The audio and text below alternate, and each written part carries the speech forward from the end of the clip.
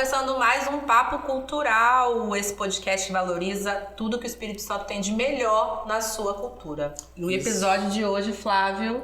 Vamos falar sobre de onde viemos, o que comemos, como fazemos para sobreviver. Quem é o capixaba? De onde eu vim? Quem é o capixaba? Vamos falar sobre identidade capixaba. Vamos voltar ao tempo, o nosso primeiro episódio de uma série de entrevistas sobre a cultura capixaba dentro desse formato de podcast, né? E hoje a nossa entrevistada é nada mais, nada menos que Patrícia Merlo. Patrícia é doutora em História Social pela UFRJ, é professora da UFES e pesquisadora da cultura capixaba. E com vários livros publicados, gente. Não é qualquer pessoa. E capixaba. Não. E capixaba, exatamente. Capixaba nata. Capixaba da Gema, quero te dizer. Seja muito bem-vinda. Capixaba da Gema em Canela Verde, que ela mora aqui em Canela Verde. Ah, Vila é Velha. verdade. Quero te dizer que eu adotei Vila Velha, apesar de ter eu nasci na ilha de Vitória, né? Eu acho que como a maioria de nós que moramos no entorno de Vitória e que nascemos até o início dos anos 80, os hospitais ficavam em Vitória. Então, eu nasci capixaba na Gema. Cresci em Cariacica, mudei para Viana, fui para um colégio interno em Colatina e adotei Vila Velha como minha cidade há mais de 20 anos. Ou seja, ela conhece toda a região metropolitana e o estado e tudo mais. Inclusive, ela tem várias histórias espalhadas por esse Brasil aí que a gente já gravou outras vezes. Ela já me contou alguma dessas histórias nessas andanças pelo Brasil afora, né? Tem muita história, hein? No Espírito Santo eu andei bem mais do que no restante. Devo confessar que ao longo desses anos todos de pesquisa, eu visitei todos os municípios do Espírito Santo. Então, para a gente poder conhecer quem é o capixaba, é interessante a gente perceber como que a paisagem muda e como o perfil desse capixaba também muda, né? Então, lógico, meu trabalho é pelo viés da história, mas sempre pensando como que essa história ganha materialidade no presente. Afinal de contas, né? História é o que a gente faz, é o que a gente vive, não é? É o que a gente consome. Tudo isso conta do lugar que a gente vive, conta daquilo que a gente acredita e conta, enfim, daquela promessa de futuro que a gente quer construir, né? Sem dúvida. Patrícia, uma pergunta básica. Por que o amor pela pesquisa da cultura capixaba? Pois é, né, Flávio? Eu também me pergunto isso às vezes. Como uma boa capixaba. Como uma boa capixaba, eu também às vezes me pergunto isso. Eu acho que o Espírito Santo é encantador de várias maneiras. A gente tem muita beleza natural, a gente tem muitos potenciais do ponto de vista cultural, uma diversidade imensa, muito rica. Tá? Mas, por outro lado, enquanto cidadã, enquanto morador, enfim, às vezes a gente se pergunta assim, mas por que a gente insiste, né? Ô, gente difícil, né? Quem nunca ouviu dizer que o capixaba é difícil, entendeu? Quando eu recebo pessoas de fora do estado aqui, e sempre acontece isso em congressos acadêmicos, enfim, a primeira pergunta é, você não é capixaba, é? Aí eu olho e falo, por quê? Não, peraí, eu vou adivinhar de onde você é. Então, ele já me disseram que eu sou de todos os estados brasileiros, menos do Espírito Santo. Eu falo, não, gente, eu sou capixaba. Não é possível, capixaba não é assim. Então, assim, o primeiro estranhamento que você tem, o capixaba não é assim. Essa, inclusive, foi uma pergunta que eu me fiz quando comecei a pesquisar história do Espírito Santo e, mais recentemente, orientando uma tese sobre violência contra a mulher, sobre feminicídio, e o Espírito Santo destoa do quadro nacional, porque a renda média, o desenvolvimento urbano se assemelha a outras regiões mais prósperas do Brasil. No entanto, quando a gente fala em termos de violência contra a mulher, os índices são semelhantes às regiões mais pobres. Isso chamou muito a atenção da minha pesquisadora, da minha orientanda de doutorado, que é socióloga, e a gente começou a perguntar o que podia explicar isso. E não são fatores econômicos, pelo que a gente conseguiu averiguar, são fatores culturais. Então passa por entender que quem é o capixaba também para entender esse perfil. Pra saber quem tá? sou eu. Enfim. Quem sou eu, será? Então veja quantas questões perpassam aí o ser capixaba. Então Isso eu vai acho. ser quase um divã, tá? Não, vamos tentar não ser divã. Vamos tentar contar as histórias divertidas também. Enfim. Vamos lá, Paty, eu quero saber o seguinte: como surgiu o povo capixaba? Bom, a gente conhece a nossa história clássica. Eu quero dizer para vocês que é natural que a gente tenha o nosso mito fundador, tá? Vasco Fernandes Coutinho chegando, né, na Nau Glória, na região ali da Prainha, dando início ao processo de colonização. Essa é a história oficial que a gente vai contar sobre o Espírito Santo, que a gente vai encontrar por aí. Obviamente que a história não é bem assim. Quer dizer, esse território já era ocupado há muito mais tempo pelos índios e uma diversidade indígena muito grande, e uma característica indígena do Espírito Santo é a presença de grupos extremamente bravios. Muitos grupos canibais, inclusive. Começando a responder a sua pergunta, tá, Bianca? Daqui a pouco a gente... Você pode ter visto. Enfim, isso não é de todo ruim, eu quero te dizer, né? Enfim, então esses índios já estavam bastante estabelecidos, eram donos da terra, quando os portugueses, em meio a esse processo de expansão europeia, vão chegar aqui. Então, eu imagino que tenha sido chocante para ambos os lados, dar de cara, né, para os índios com aquele bando de gente fedendo, cheio de roupa, e para os portugueses com esse bando de gente pelada e com as canelas tudo sujas de barro, daí o canela verde, inclusive, que é a alcunha do vilavelhense, né?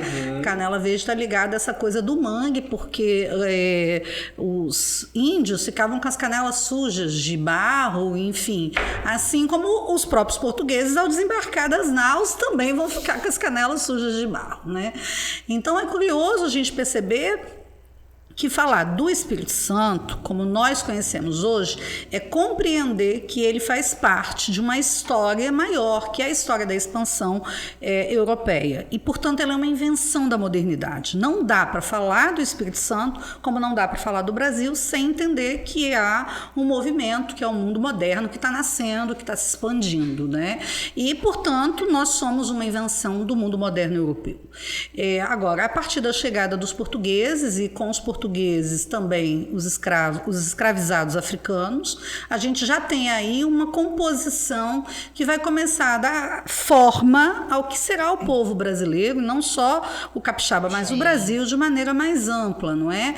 Que é essa troca cultural, que é uma troca muito desigual, é importante a gente chamar a atenção sobre isso, porque se os portugueses vieram por vontade própria, os negros vieram escravizados, então as condições são outras, e os índios vão estar brigando para preservar aquilo que era deles. Então é dessa confusão que a gente começa a falar de um desenho, de uma identidade que vai se constituindo ao longo dos séculos. E é de fato a pluralidade de culturas aqui dentro do estado, né, que a gente tem regiões quilombolas no norte do estado, temos regiões indígenas, temos várias cultura italiana, nas montanhas. Pois é, então você pensa bem, se nos primeiros 2 séculos da colonização a gente vai ter fortemente a presença desses 3 grupos, né, em convivência e em conflito, que são os nativos, né, os indígenas, que são de vários grupos diferentes, os negros, que também são de vários lugares distintos da África, porque a África não é uma só. Então você recebe escravos de regiões diferentes, com língua diferente, cultura diferente, e os portugueses. Quer dizer, se você tem, ao longo desses primeiros séculos, esses 3 grupos, né, convivendo, né, e disputando espaço, fazendo trocas, ainda que desiguais, a coisa ainda se torna mais complexa quando a gente chega no século XIX, porque no século XIX, com o projeto, né, de branqueamento do Brasil, a gente vai ter a vinda de um número imenso de imigrantes europeus que vão passar a compor também, ocupar também esse território. Sim. É sempre muito bom lembrar que a propaganda para a atração desse público para o Espírito Santo é que o Espírito Santo tinha um grande sertão a ser ocupado, entendeu? E o sertão começava ali, tipo, depois do Mochuara, só para vocês terem uma ideia, porque havia um sertão bem pertinho, porque a ocupação realmente era só no litoral por causa dos índios. E havia um medo muito grande dos índios, porque os índios eram bravos, não é à toa, eles destruíram Vila Velha e Vasco teve que ir para Vitória para tentar sobreviver, porque quando ele chegou de Portugal, a vila tinha sido posta abaixo. Então, esses enfrentamentos marcam a constituição desse território, tá? Aí, quando a gente fala, não, a gente tem os imigrantes para ocupar o sertão, e o sertão começando ali no Mochuara, que é desabitado, não, ele era todo habitado. Por quem? Pelos índios. Só que os índios tinham que passar por um processo de civilização, porque esse é o grande projeto do Estado brasileiro, não é? Então você vai agora trazer os imigrantes, e quando a gente fala de imigração, a gente também está falando de um assunto em que o Espírito Santo na verdade, o primeiro a receber grupos de imigrantes na história do Brasil, tá? Então, uma das primeiras capitanias, né? É uma das mais antigas capitanias, né? A Igreja do Rosário, inclusive, é a terceira mais antiga do Brasil e a única das 3 mais antigas que ainda continua sendo utilizada para cultos, enfim. Agora, para além disso, o primeiro grupo de imigrantes enviados, trazidos, né, para a ocupação desses territórios no Brasil, vem para o Espírito Santo. Então, a imigração começa efetivamente aqui. A primeira cidade italiana a ser fundada é Santa Teresa. Então, isso é para a gente... No Brasil. Para a gente ter uma perspectiva do quanto esses grupos, na verdade, têm uma presença bastante marcante, né? E assim, não só os italianos. É importante lembrar que Santa Isabel, que é fundada antes ainda, tá?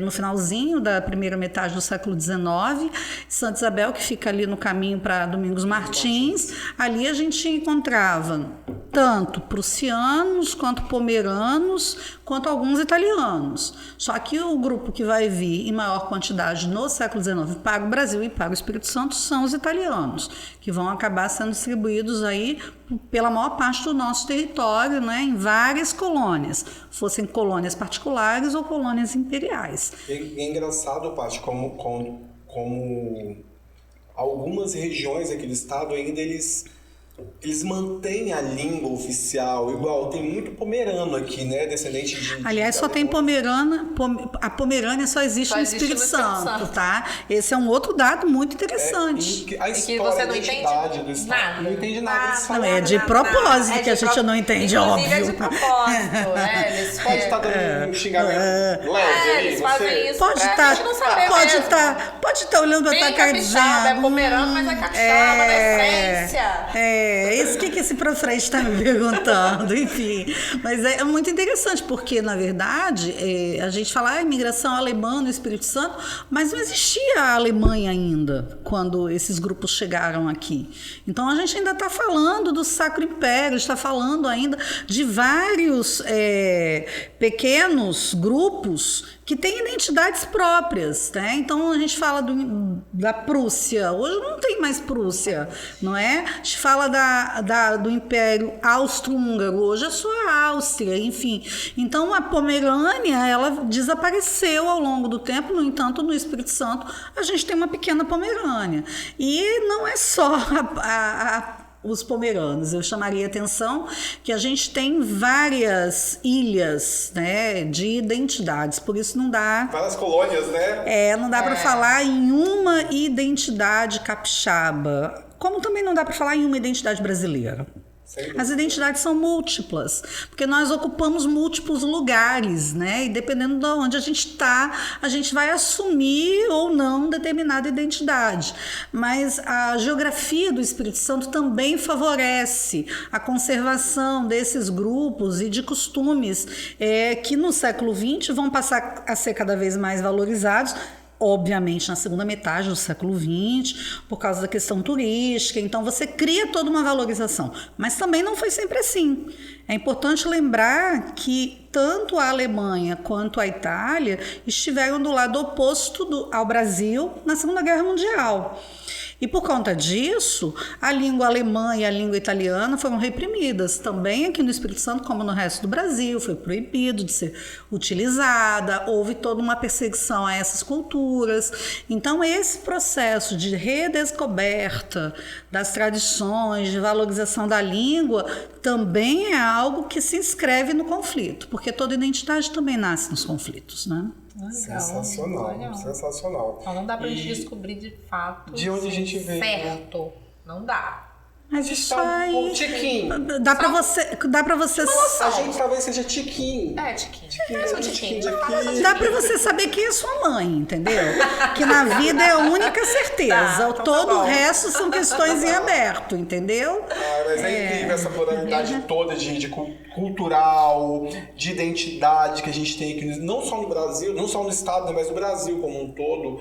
E o Espírito Santo é muito forte nisso, né? A gente carrega isso. Eu acho que isso fica... Eu queria saber isso dela mesmo. Como que ela carrega isso pra fora, nos seminários, no congresso.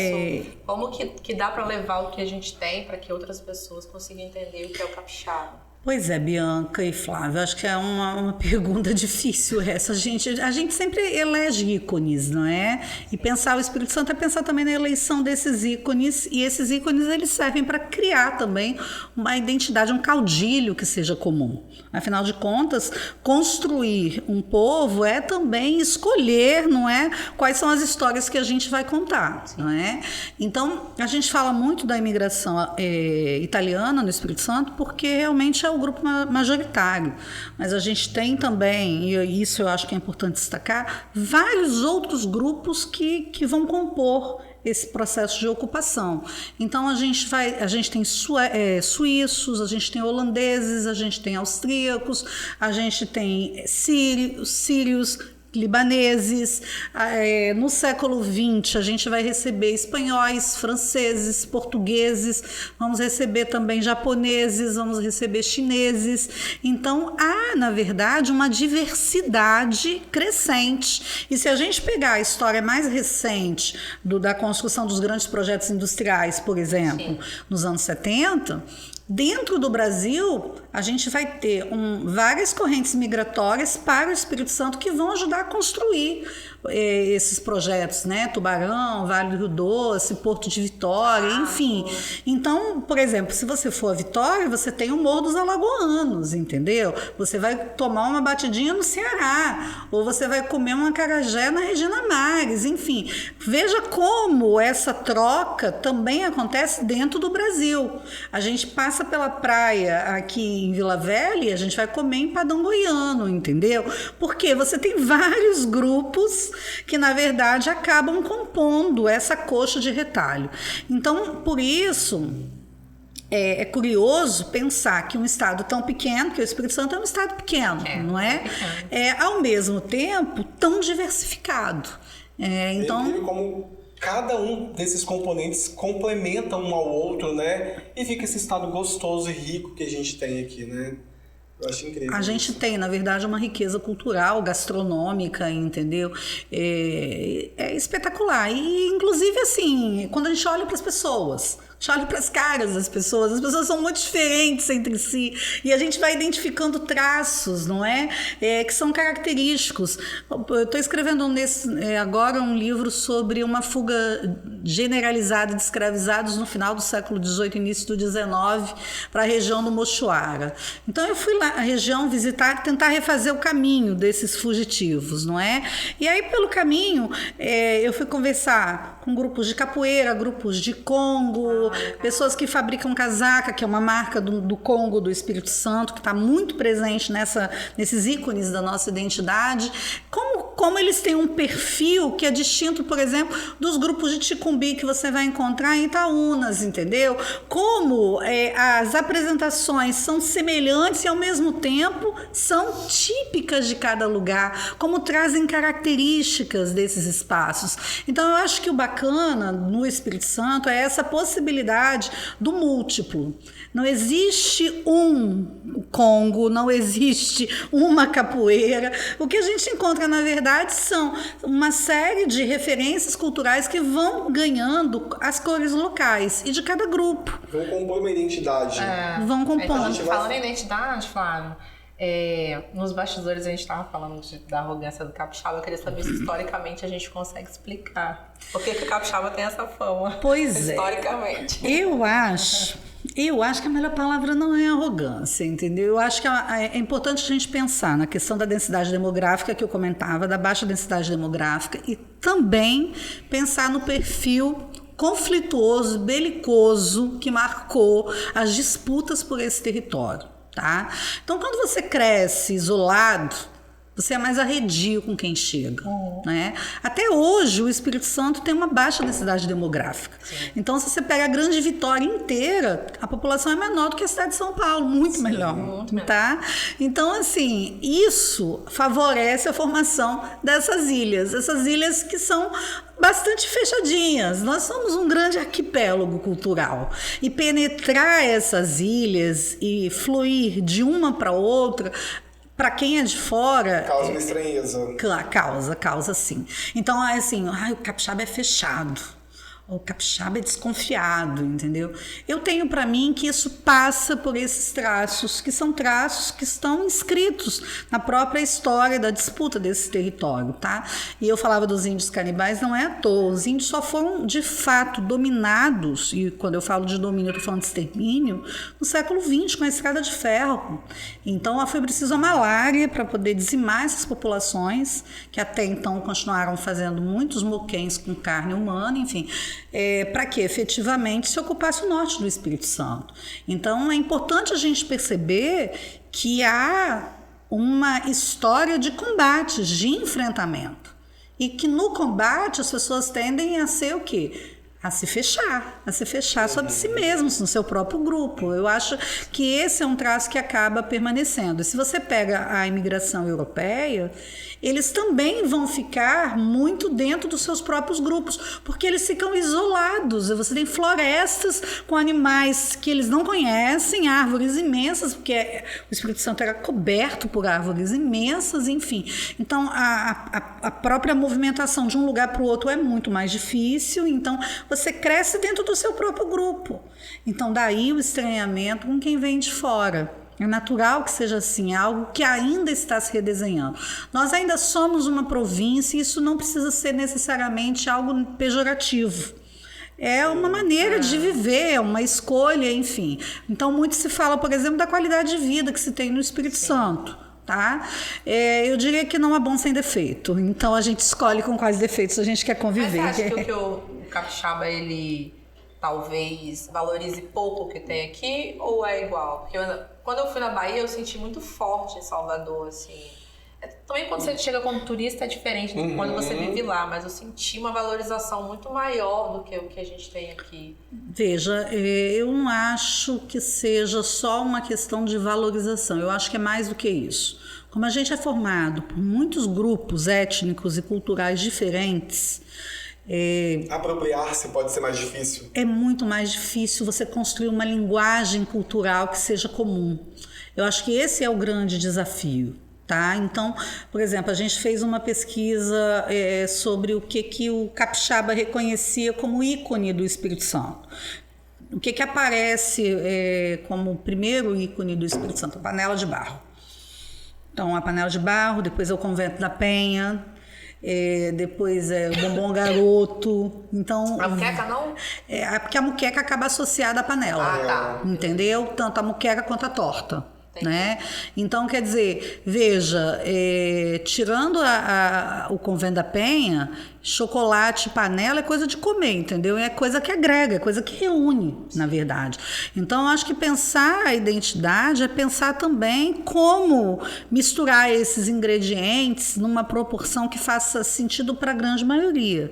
E a gente não deve, de fato, esperar que todos compreendam a cultura da mesma maneira. Às vezes as pessoas se identificam mais com seus pequenos grupos, com suas microidentidades, do que com uma identidade mais ampla, tá? Mas a identidade é algo que está sempre em construção. Agora, Bianca, você tem razão. O capixaba, de maneira geral, conhece pouco o Espírito Santo. Conhece pouco o que, de fato, a gente tem. Porque ele acaba vivendo a maior parte da vida no mesmo lugar. Ele viaja pouco, ele circula pouco, entendeu? Então, quer dizer... É cultural, parece isso aqui. Eu conheço poucos municípios. Você falou que conhece todos, já... Pois é. Não conheço todos, não. Mas eu fiz um levantamento. Tudo bem, eu precisava fazer isso. Eu conheço poucos, assim. Então, assim, a gente precisa observar esse perfil. Então, criar maneiras de se conhecer o que a gente tem, os nossos potenciais, quer dizer, a gente acaba sempre batendo na mesma tecla, vendendo sempre os mesmos lugares. Então, eu acho que passa também por uma política de um olhar que seja mais inclusivo e que seja mais inclusivo para quem vive no Espírito Santo. Porque muito do que se faz em termos de propaganda turística, a gente faz para quem está fora. Não é? Sim. Não faz internamente, né? E aí, assim, tem um monte de gente que vive no Espírito Santo e nunca comeu moqueca, por exemplo. Porque a moqueca é um prato do litoral. Sim. Tá? Então, muita assim... gente que mora aqui que não conhece o mar, inclusive. Tem gente que mora em Vila Velha e nunca foi ao Convento da Penha, entendeu? Então, assim, a gente precisa começar a desnaturalizar o acesso. Porque não é natural que as pessoas tenham acesso. A gente olha muitas vezes pensando, não, mas devia ser assim, poxa, a pessoa mora aqui. E a gente tem um negócio chamado Transcol, que o cara pega um ônibus aqui e desce lá em Fundão. Então daria para ele dar um giro pela Grande Vitória, entendeu? Mas espera aí, quanto a gente precisa de construir ainda em termos de argumento para convencer esse sujeito de que vale a pena ele gastar o dia de folga dele, em vez de fazer um churrasco ou ir para a praia, e, enfim, ou ir pro forró, rodando por aí. Então, eu acho que a gente precisa pensar também que há um caudilho cultural que é compartilhado, mas precisa ser reforçado. Você citou a Bahia, até os anos 80, por exemplo, a região ali da Cidade Alta, do Pelourinho, era um lixo. Tá? Era uma cracolândia. Falaram isso. Tá? No entanto, você tem um forte investimento do Estado da Bahia, não é? Na valorização e no restauro daquela região, que vai se transformar ali no coração turístico, não é? Então, sem investimento público... Dificilmente quem vai na Bahia não vai no Pelourinho. É verdade. Tem que ir. Tem que ir, é parada obrigatória. É como ir na igreja do Senhor do Bonfim, entendeu? Enfim, né? E amarrar a fitinha, não é? Enfim, você vai criando esses rituais. Esses rituais, eles não existem naturalmente alecrim dourado que nasceu no campo sem ser semeado, entendeu? Não. Eles são criações, porque a tradição é uma criação. A gente consegue fomentar isso, alimentar isso nas crianças, nas escolas, para que isso se torne... né? Isso tem que ser política pública. Exatamente. A única maneira da gente fazer isso funcionar efetivamente é transformar isso em política pública. Então, é pensar que a gente precisa criar desde a infância, entendeu? Esse amor pelo lugar que você vive, pela cultura, é conhecer o que conta desse lugar, entendeu? É se entender como parte desse território. Então, se você pegar, por exemplo, os dados do IBGE sobre a população da Grande Vitória, você vai perceber que a maior parte é a primeira geração que nasce no Espírito Santo. Quer dizer, as pessoas estão aprendendo também sobre o Espírito Santo. Então, é preciso que a gente pense em políticas públicas que façam isso de maneira mais efetiva e contínua. Não pode ser pequenos ciclos, entendeu? E aí a gente interrompe e volta para estaca zero. E que aí a coisa não anda, entendeu? Para que isso aconteça, não adianta só gostar de moqueca capixaba. Não. Tem que entender. Inclusive, nós vamos falar um pouquinho agora também, do Congo, exatamente. A gente vai falar um pouquinho agora. A gente vai ter um dos nossos episódios, nós vamos falar sobre gastronomia. Eu sei que em outras oportunidades, nós já trabalhamos juntos em outras oportunidades, eu sei que você fala com total propriedade sobre gastronomia capixaba, você estuda muito para isso. E como é que foi o surgimento dessa identidade na gastronomia capixaba, Paty? Olha, Flávio, é engraçado que eu estou realizando uma pesquisa com o meu grupo lá na UFES, envolvendo aí vários alunos, para a gente tentar mapear quando é que a moqueca se constitui a partir dos impressos. A gente está investigando assim, os livros de cozinha portugueses para ver como é que técnica que chega. A gente está trabalhando jornais, desde os primeiros jornais publicados no Brasil, entendeu?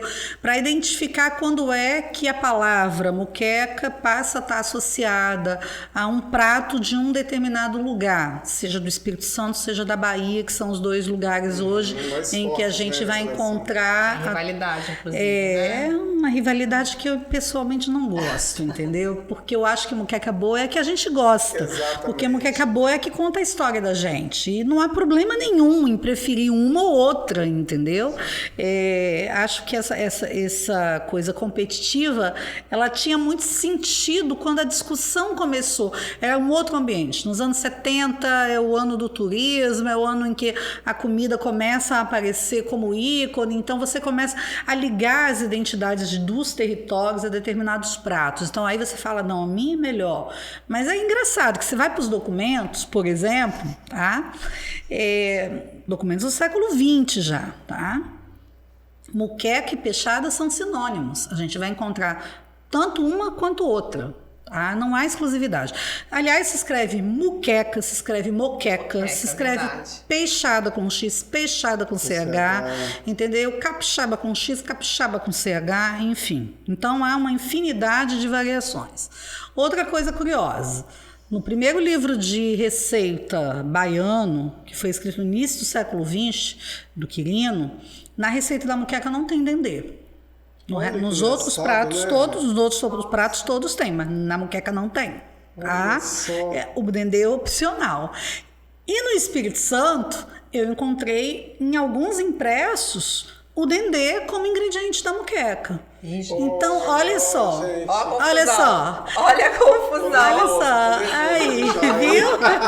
Então, é muito curioso a gente perceber que não tem essa exclusividade, entendeu? Porque, na verdade, essa exclusividade, ela faz parte do marketing ao redor também de determinadas práticas que a gente elege como ícones, não é? Então, tentando responder sua pergunta, quando a gente fala da gastronomia capixaba, eu diria que melhor do que a gastronomia, da culinária capixaba, que é algo ainda anterior à gastronomia, a gente vai falar de uma forte influência indígena, sim.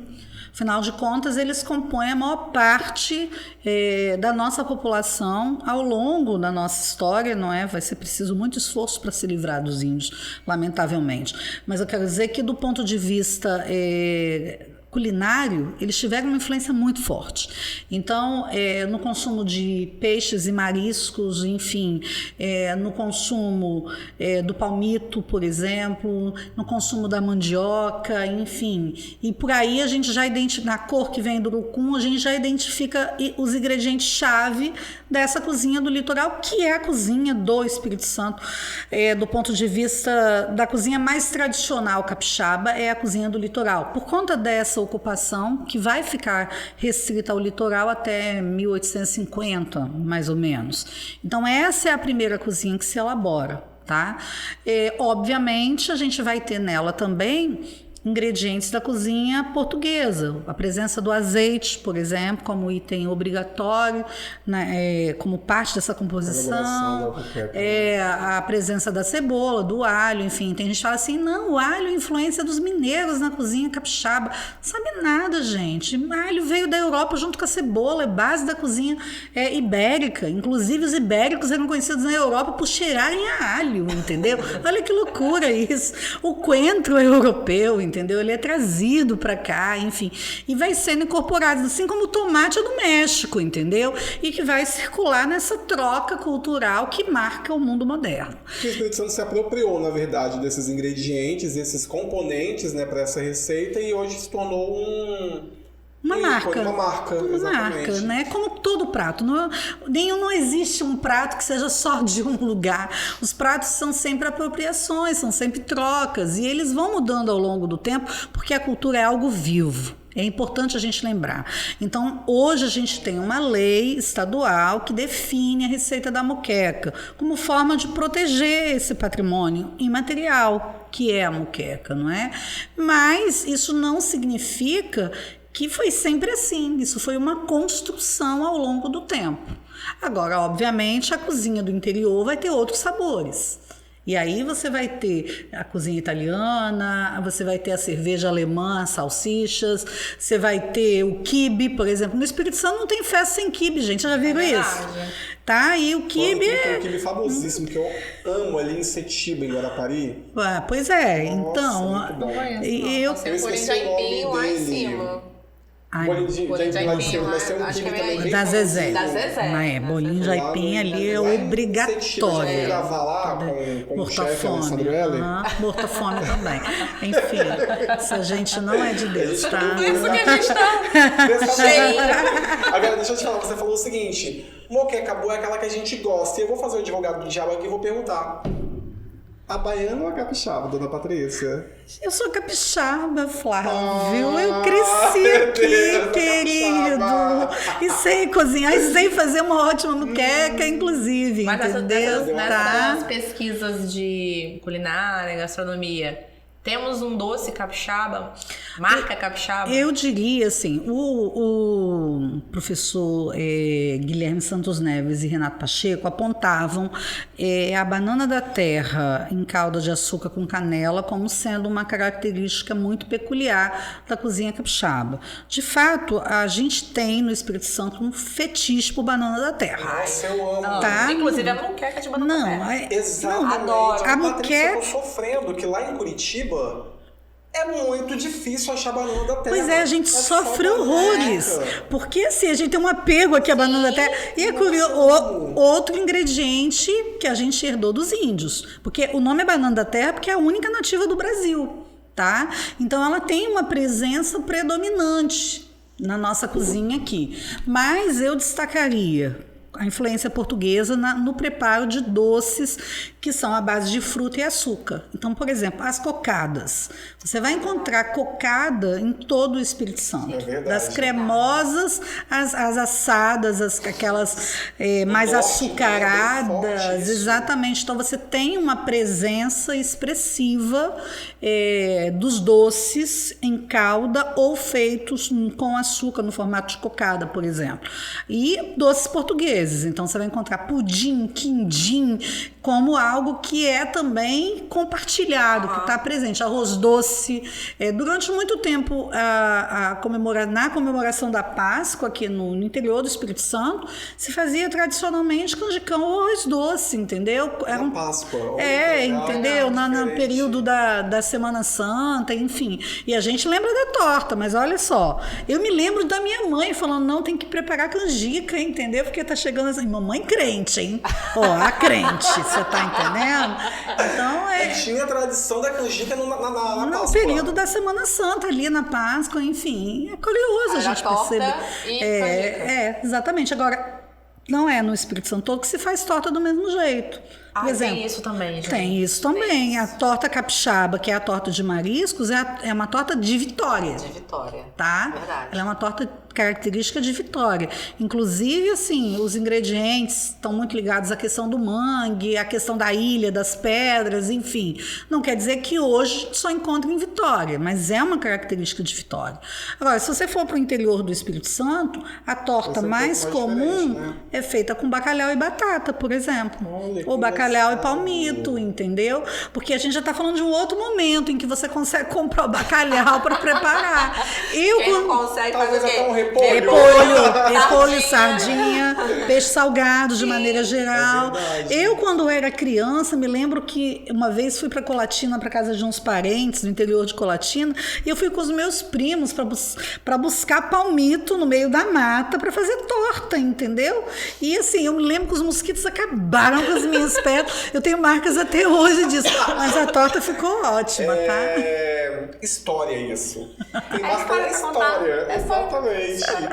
É vivência, a gente vai ganhando. Ai, que massa, Patrícia, que delícia esse bate-papo. E aí, Bianca, mas o que mais você quer saber sobre a sua cultura? Não, eu quero saber agora pra onde nós vamos. Ela falou que não podia fazer essa pergunta, mas eu vou fazer. Pois é. Porque eu não obedeço. Agora é com você. Pra onde vamos?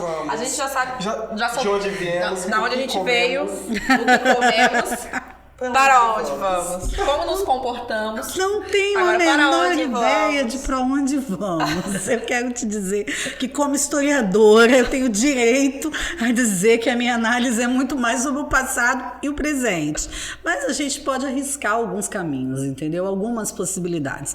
Eu acho que o mundo, de maneira geral, está vivendo mudanças que são mudanças importantes e que a gente vai ter que incorporar e vai ter que dialogar com elas. E passa por essa valorização do meio ambiente, passa pela preservação, não é? Por produzir menos lixo, por consumir menos carne. Eu acho que isso tudo vai ter consequências na relação que a gente tem com a nossa cultura e com o lugar que a gente vive. Querendo ou não, a gente vai precisar embarcar em outros caminhos. Eu acho que o momento que a gente vive hoje no Brasil é especialmente um momento triste da nossa história. Estamos vivendo talvez um dos piores capítulos da nossa história, né? De muitas maneiras a gente assistiu retrocessos, enfim. Como os professores vão explicar isso? Eu quero dizer que o professor de história vai ter um grande problema para tentar explicar o que aconteceu no Brasil, entendeu? Chega a dar um nó na cabeça da criança, ela aprender sobre e mais que isso, a gente está vivendo um mundo em que cada vez mais a questão da pós-verdade se coloca como algo naturalizado.